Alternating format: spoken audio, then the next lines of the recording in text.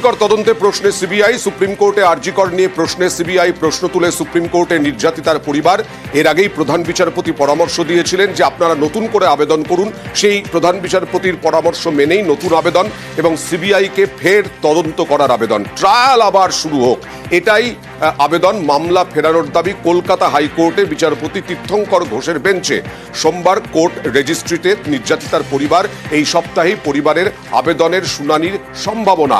এই সপ্তাহেই হয়তো নতুন করে কথা বলবো প্রতিনিধি অর্ণবের সঙ্গে। অর্ণব, মোটামুটিভাবে কি হতে চলেছে এই আবেদনের পরিপ্রেক্ষিতে?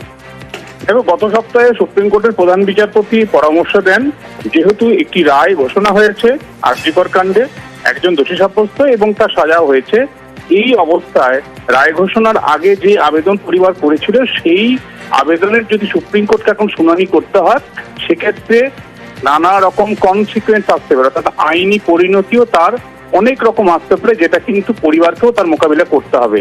তার থেকে বেটার, অর্থাৎ যত্নশীল হয়ে যদি এই রায় বেরোনোর পরে নতুন করে তারা আবেদন করে, এই পরামর্শ দেওয়া হয়। কারণ যে অভিযোগ সুপ্রিম কোর্টেও করা হয়েছিল পরিবারের তরফে, প্রত্যেকটাই সুপ্রিম কোর্টের ভাষায় হাই ডিবেটেবল, অর্থাৎ অত্যন্ত বিতর্কিত।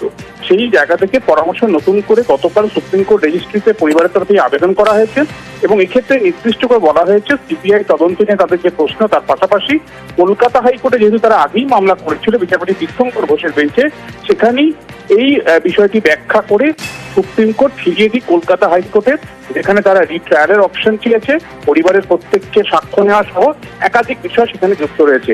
চলতি সপ্তাহে তাদের তরফে সিনিয়র অ্যাডভোকেটের দৃষ্টি আকর্ষণ পর্বের পর এই আবেদনের শুনানি হওয়ার একটা সম্ভাবনা শীর্ষ আদালতে তৈরি হয়েছে। বেশ।